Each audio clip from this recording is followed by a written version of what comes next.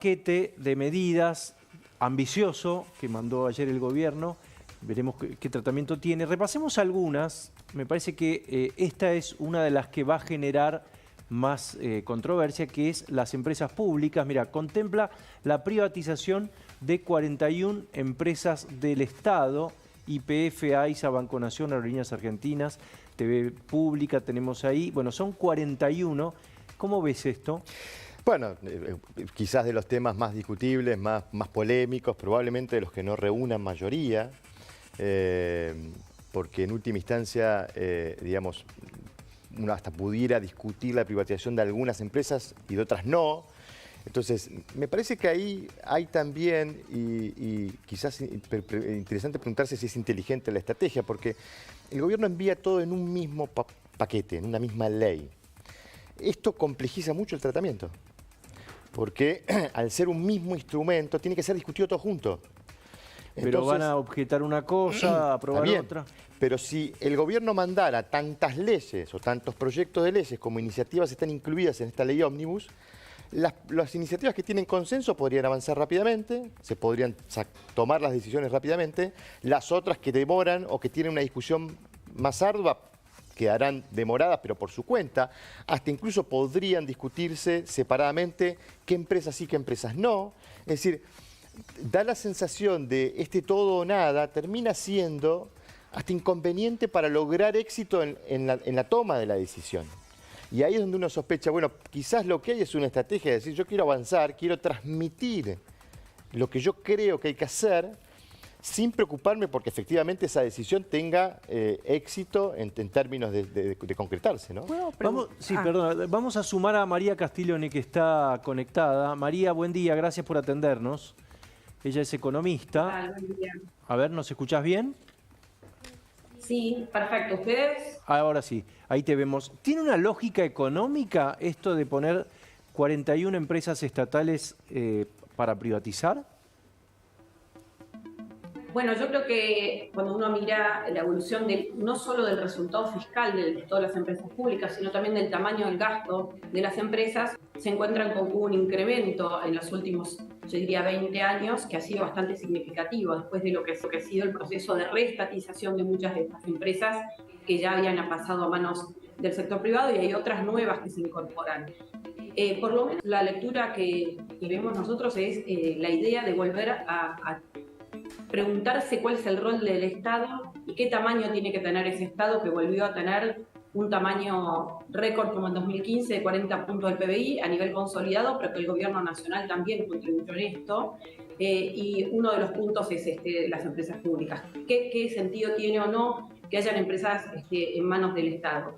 Después me parece que por lo menos lo que hasta ahora se escuchó esto es un marco, pero el gobierno apunta primero a sanear las empresas y después veremos si todas ellas finalmente se van a privatizar o no. Claro, yo ahí estoy viendo AISA. Bueno, AISA evidentemente se lleva bastantes recursos, necesita recursos públicos para funcionar, no así YPF. YPF es una empresa mixta, no sé si la pondría en el mismo lugar, ¿no? Exactamente, no, hay de todo, acá hay mucha heterogeneidad.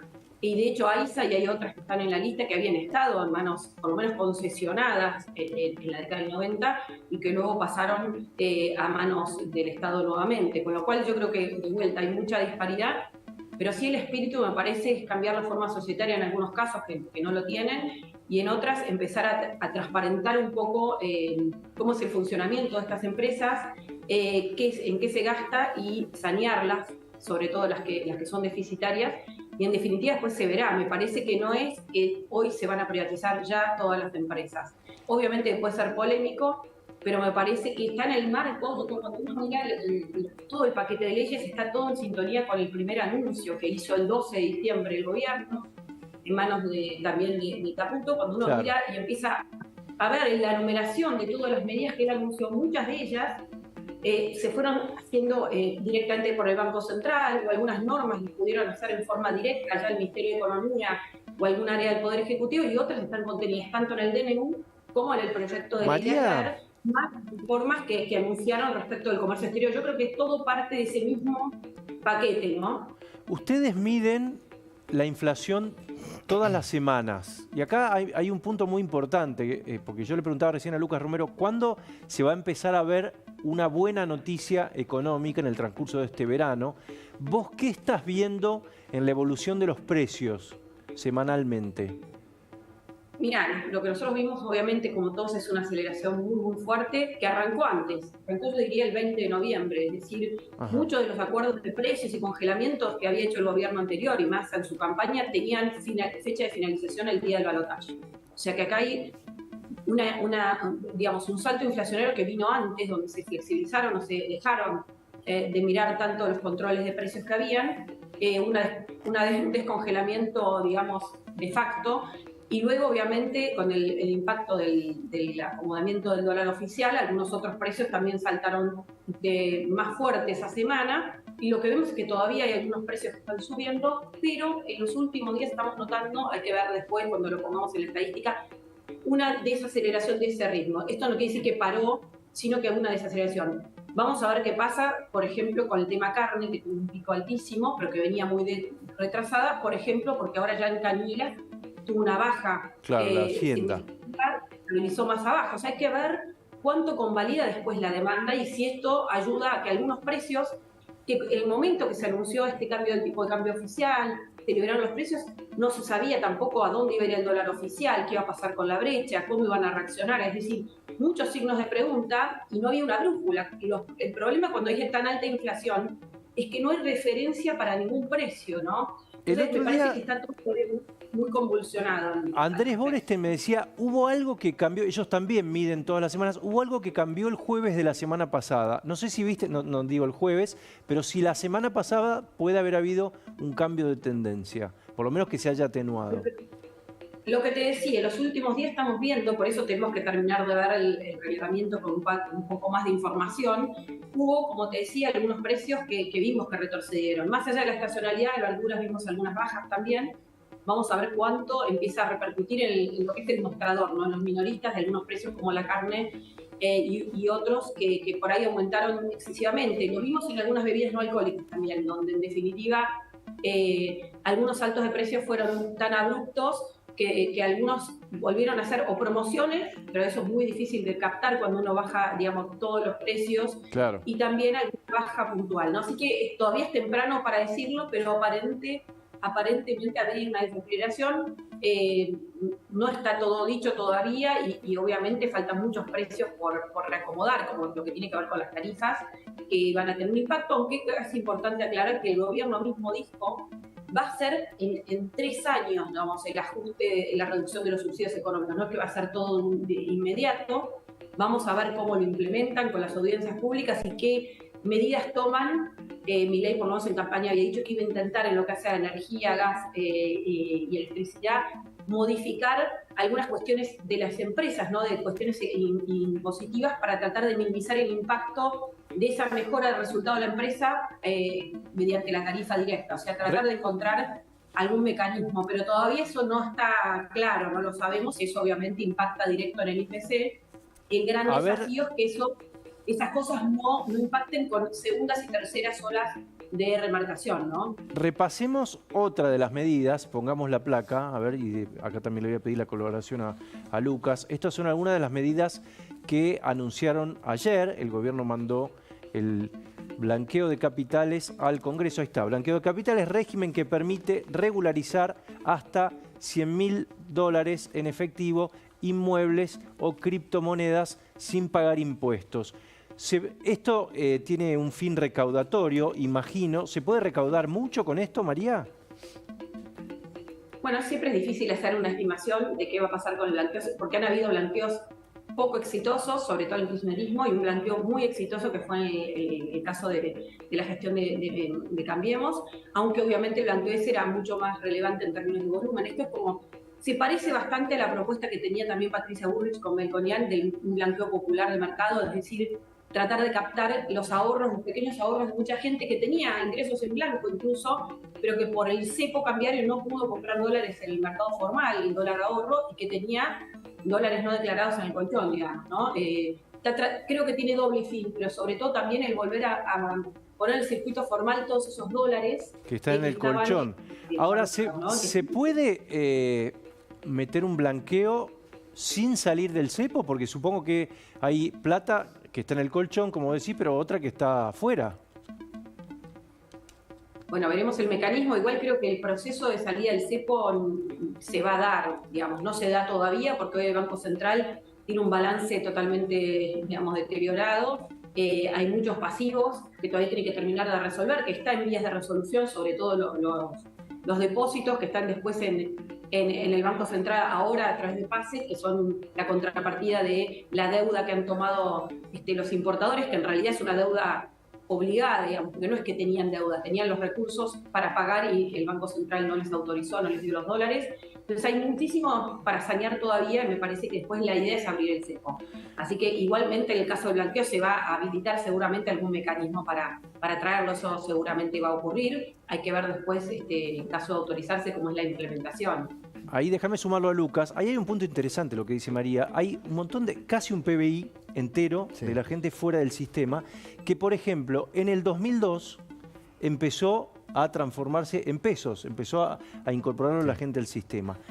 ¿En qué momento el argentino ve que eso es una oportunidad y se puede confiar? ¿Cuánto tiempo tiene que pasar? ¿Cuántas cosas tienen que pasar? Bueno, depende de muchos factores. Yo digo, es curioso porque en el fondo el argumento es como si el Estado le perdonara al contribuyente el no pago de impuestos por haberse portado mal, ¿no? Como si el Estado reconociera ser un agente de desconfianza, digamos. Sí. En la Argentina tenemos regímenes de blanqueo casi permanentes todo el tiempo. Bueno, habrá que ver, eso creo que en alguna medida, mira, es interesante el punto porque me lleva a lo anterior. El blanqueo está contabilizado en el programa de corrección fiscal de Caputo. En la contabilidad que hace el ministro de Economía respecto de cómo va a corregir el déficit fiscal, él contempla... No me acuerdo cuánto, con eso cuánto sumaba. Pero al margen, él contempla que el blanqueo va a generar un ingreso y eso va a ayudar a corregir el desequilibrio fiscal. Ahora, el blanqueo va a quedar atrapado en la discusión de todos los temas de la ley ómnibus. Claro. Y si hubiera ido solo, como un proyecto aparte, quizás se podía aprobar rápido, porque habitualmente los blanqueos, digamos, sí se discuten, pero no son cosas que se obstaculicen, que se rechacen, con lo cual él podría tener rápidamente la herramienta del blanqueo, pero está atrapada en un paquete de leyes en donde capaz que lo que la traba es la discusión de si son 3 o 4 los manifestantes que se pueden reunir sin avisarle al Estado para manifestar. Entonces, ahí es donde uno ve quizás poca inteligencia en la estrategia de todo o nada, de meter todo junto en un paquete. No sé si es porque no se previó o era más engorroso separarlo en múltiples proyectos de ley, pero es un problema que todo esté metido ahí adentro, porque para la práctica legislativa se tiene que discutir todo junto.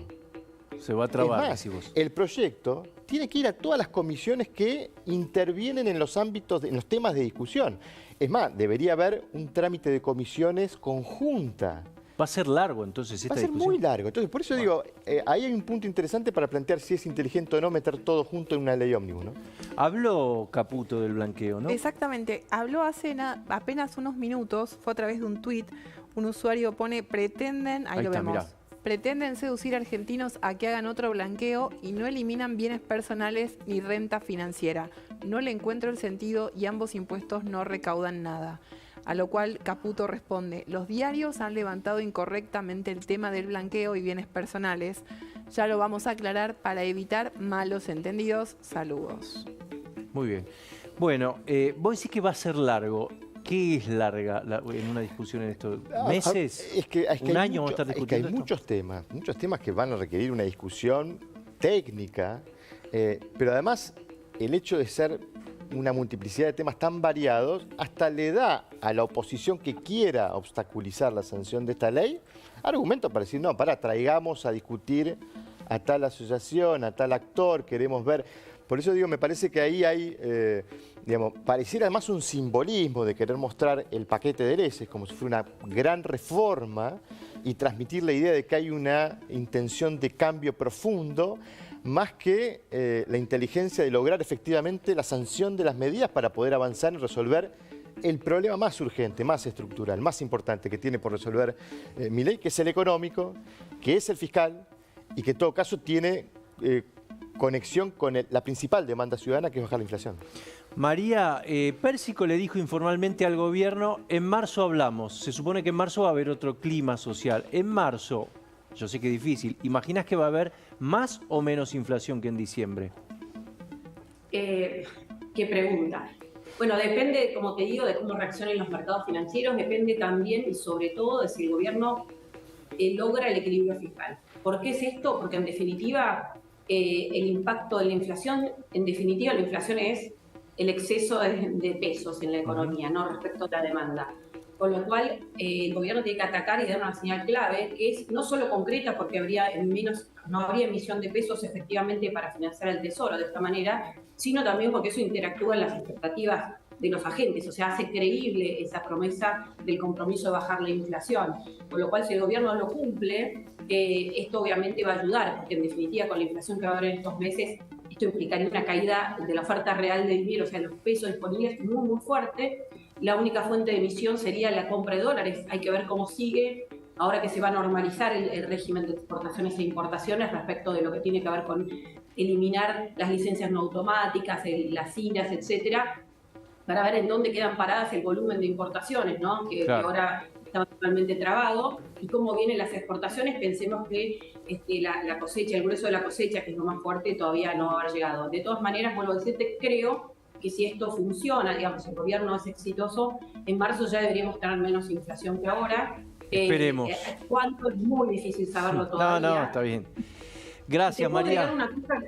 Te puedo agregar una cosita, lo que decía Lucas, que es una pregunta, porque yo no soy analista política, pero sí la pregunta es si la estrategia del gobierno de mandar todo el paquete, primero hay partes que son necesarias para cerrar las cuentas públicas, otra, como el gobierno no puede bajar impuestos en definitiva para cerrar, porque prioriza, y a mí me parece correcto en el cortísimo plazo, cerrar el déficit fiscal e ir a equilibrio financiero, que es algo muy ambicioso, para justamente cortar con esta altísima inflación de raíz. La pregunta es, si uno mira el pasado, cada ley suelta no se termina de tratar, ni siquiera se logró modificar la ley. Buen punto. Pensar cada ley por separado no sería también un problema para no finalmente tampoco poder implementar nada. Lo dejo ahí en el aire, capaz que eso es lo que pensó el es probable. De ley, con la idea de que al principio tienen mucho más apoyo político, social por ahí para avanzar en reformas. Gracias, María, un beso grande. Dejaste de consumir lácteos